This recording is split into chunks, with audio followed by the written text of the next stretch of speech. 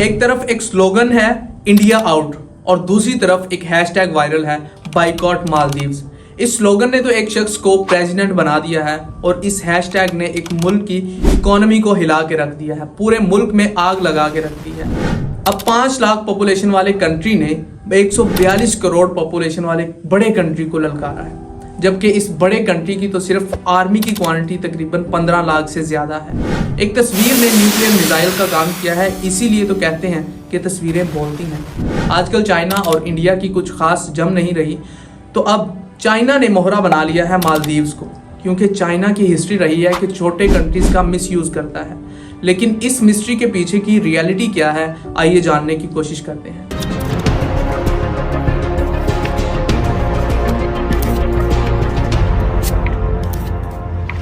Ali info world की आज की वीडियो में खुशामदीद। वेलकम करते हैं हम आपको आज की वीडियो में। 4 जनवरी साल 2024 भारत के प्राइम मिनिस्टर नरेंद्र मोदी ने सोशल मीडिया पर लक्षद्वीप टापू पर बैठे हुए एक फोटो अपलोड की, जिसने पूरे मालदीव्स में आग लगा दी। वैसे अगर देखा जाए तो इस फोटो पर किसी का नाम मेंशन नहीं किया गया, बल्कि इंडिया ने मालदीव्स को तो एक छोटे बच्चे की तरह पाला है। तूफान आए या सुनामी, किसी भी किस्म की आफत आ जाए, इनका साथ कभी नहीं छोड़ा।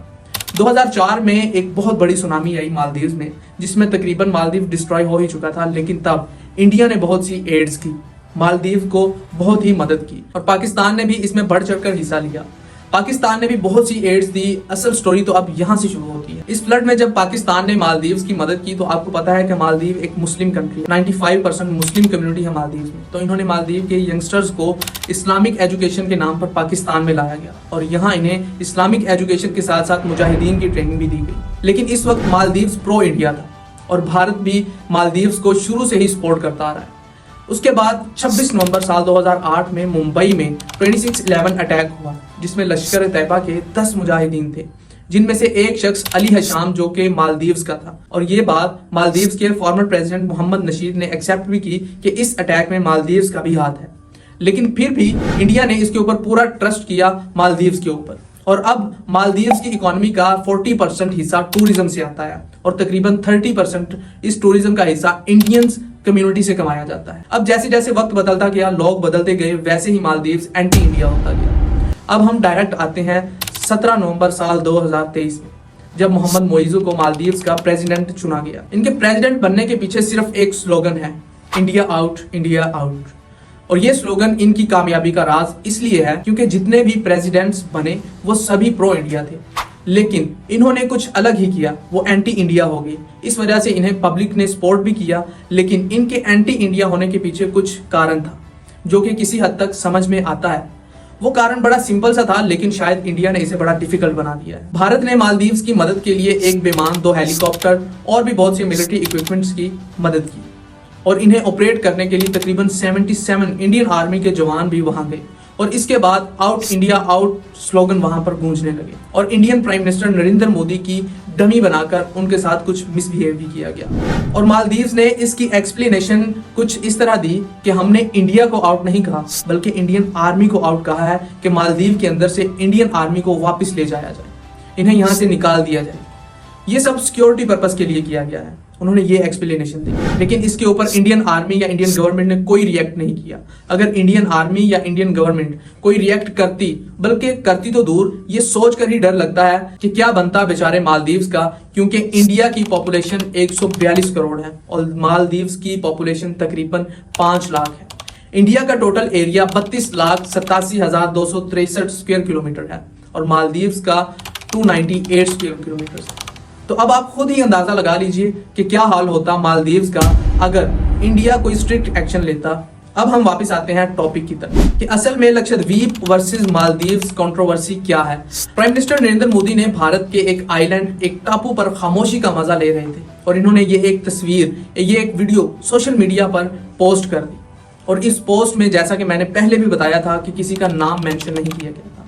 इस तस्वीर से किसी को टारगेट नहीं किया गया था, लेकिन मालदीव्स को लगता है कि शायद हमें काउंटर किया जा रहा है, हमें नीचा दिखाया जा रहा है, हमारी टूरिज्म को गिराने की कोशिश की जा रही है। लेकिन शायद मोदी जी का ऐसा कोई भी इरादा नहीं था। बस ये गलतफहमी पैदा होनी थी कि उसके बाद मालदीव्स की सरकार में बैठे हुए कुछ पॉलिटिशियंस कुछ इस तरह से रिएक्ट करते हैं कि कोई सोच भी नहीं सकता था कि सालों पुरानी दोस्ती खतरे में पड़ सकती है। मालदीव्स की सरकार में बैठे मरियम सियोना, मल्शा शरीफ और अब्दुल्ला महजूम माजिद ने इन्होंने जो कमेंट्स किए इंडियन प्राइम मिनिस्टर के ऊपर, इनके कमेंट्स से लगता है कि शायद इन्होंने ये इनसिक्योरिटी की वजह से ये कमेंट्स किए हैं। इनका मानना शायद ये था कि नरेंद्र मोदी जी का मालदीव्स और लक्षद्वीप को आपस में भिड़ाने का इरादा है। लेकिन यहाँ कुछ अनफेयर चीजें भी हैं।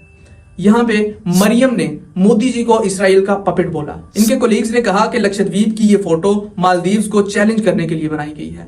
अब्दुल्ला महजूम माजिद ने ओपन यूरिनेशन मतलब खुले में पेशाब करने को इंडिया का कल्चर बोला और इन्हें टारगेट किया गया और यहाँ तक कहा कि इनके कमरों में से तो स्मेल आती है, इन इंडियंस के कमरों में से। और जब कुछ इंडियन टूरिज्म कंपनीज ने मालदीव्स की फ्लाइट्स और होटल्स की बुकिंग को कैंसिल किया तो मालदीव्स की सरकार को इस केस की सीरियसनेस समझ आई और इन्होंने कहा कि ये इन मिनिस्टर्स के पर्सनल ओपिनियंस हैं, ये मालदीव्स की सरकार के व्यूज को रिप्रेजेंट नहीं करते और फिर इन तीनों मिनिस्टर्स को सस्पेंड भी कर दिया गया। लेकिन समझने की बात यह है कि लड़ाई सिर्फ मालदीव वर्सेस लक्षद्वीप की नहीं है, बल्कि जियोपॉलिटिकल एजेंडा है ये, बल्कि इसके पीछे एक बड़े कंट्री चाइना का हाथ है। क्योंकि मालदीव्स में इंडिया फर्स्ट पॉलिसी चली आ रही थी कि जो भी मालदीव्स का प्रेसिडेंट बनता वो अपना पहला फॉरेन ट्रिप इंडिया जाता। लेकिन जब मोहम्मद मोइजू प्रेसिडेंट बने तो इन्होंने अपना पहला फॉरेन कंट्री टूर चाइना को चुना। और अब जैसा कि मैंने शुरू में कहा था कि चाइना छोटे कंट्रीज को काउंटर करता आ रहा है, ये इनकी हिस्ट्री है। तो 10 जनवरी साल 2024 को कुछ दिन पहले ही मोहम्मद मोइजू ने एक चाइनीज टूरिस्ट को इनविटेशन दिया कि मालदीव्स में आप आएं, क्योंकि इंडिया अब बाइकआउट करता जा रहा है मालदीव्स को। आई होप कि आपको ये कॉन्सेप्ट क्लियर हो गया होगा। अब बारी आती है पर्सनल ओपिनियन की। नंबर 1, लक्षद्वीप में जो नरेंद्र मोदी ने ये पिक्चर अपलोड की है इसमें मुझे नहीं लगता कि कुछ अनफेयर है, क्योंकि ना तो इन्होंने किसी को टारगेट किया है इसमें, ना ही किसी का नाम मेंशन किया गया और ना ही किसी को गिराने की कोशिश की गई है इस पिक्चर या वीडियो में। इसमें अगर मोदी जी ने अपनी कंट्री के टूरिज्म को प्रमोट करने की कोशिश की है तो इसमें कुछ गलत नहीं है, क्योंकि इतना हक तो आपके पास है कि आप अपने कंट्री के टूरिज्म को प्रमोट कर सकते हैं। नंबर 2, इंडियन आर्मी के 77 जवान मालदीव्स में जो मौजूद हैं, मेरा पर्सनल ओपिनियन ये है कि इंडिया को इन्हें वापस बुला लेना चाहिए। क्योंकि अगर आपने कोई इक्विपमेंट्स या कोई विमान या कोई हेलीकॉप्टर किसी को एड के लिए दिया है या किसी भी पर्पस के लिए दिया है, किसी भी पर्पस के लिए उसे गिफ्ट किया है, तो वो अगले की सरदर्दी है कि वो उसे कहीं गिराएं, कहीं तोड़ें, कहीं फोड़ें या उसका कोई सही इस्तेमाल करें, ये उनकी सरदर्दी है। लेकिन शायद इंडियन आर्मी के जवान वहां होने से वो अपने आप को इनसिक्योर फील कर रहे हैं। पॉइंट नंबर 3, अब बारी आती है पॉलिटिक्स की, नहीं बल्कि मैं इसे डर्टी पॉलिटिक्स कहूंगा, क्योंकि अपनी पब्लिक को गलत बात पर उकसाना, भड़काना और फिर इनसे गलत काम लेना, चाहे वो कंट्री इंडिया हो, चाइना हो या कोई और कंट्री हो, ये मैटर नहीं करता। लेकिन किसी के खिलाफ नारेबाजी करना, इस बात को तो मैं गलत मानता हूँ, क्योंकि ये चीजें टेबल टॉक के जरिए भी हल की जा सकती है। लेकिन लास्ट में मैं आपको एक एग्जाम्पल देता चलूं कि इंडिया में 2024 में ही इलेक्शंस होने वाले हैं, उसके ऊपर भी हम एक रिपोर्ट तैयार करेंगे। लेकिन उससे पहले आपको बता दूं कि क्या हुआ है अनफेयर इंडिया के अंदर, कि इंडिया में मोदी सरकार जो है वो अपने आप को ऊपर लाने के लिए, अपने आप को पार में लाने के लिए पाकिस्तान के खिलाफ नारेबाजी करती है, पाकिस्तान के ऊपर हमला करती है और पाकिस्तान के खिलाफ हो जाती है, एंटी पाकिस्तान हो जाती है, जिस वजह से उन्हें बहुत ज़्यादा सपोर्ट मिल जाती है। क्योंकि सभी इंडियंस जो हैं वो पाकिस्तान को शायद अपना बहुत बड़ा दुश्मन समझते हैं। हालांकि ऐसा कुछ नहीं है रियलिटी में, बल्कि ये सिर्फ और सिर्फ पॉलिटिक्स है, दोनों कंट्रीज की पॉलिटिक्स है जिनके अंदर दुश्मनियां हैं, लेकिन लोगों के दिल तो आज भी एक हैं। लेकिन ये तो मेरी पर्सनल राय थी। अब बारी आती है एक्सपर्ट ओपिनियन की, यानी पब्लिक की। आप इस बारे में क्या राय रखते हैं कमेंट सेक्शन में जरूर लिखिएगा। इसी के साथ मुझे दें इजाजत। Ali Murtaza signing off.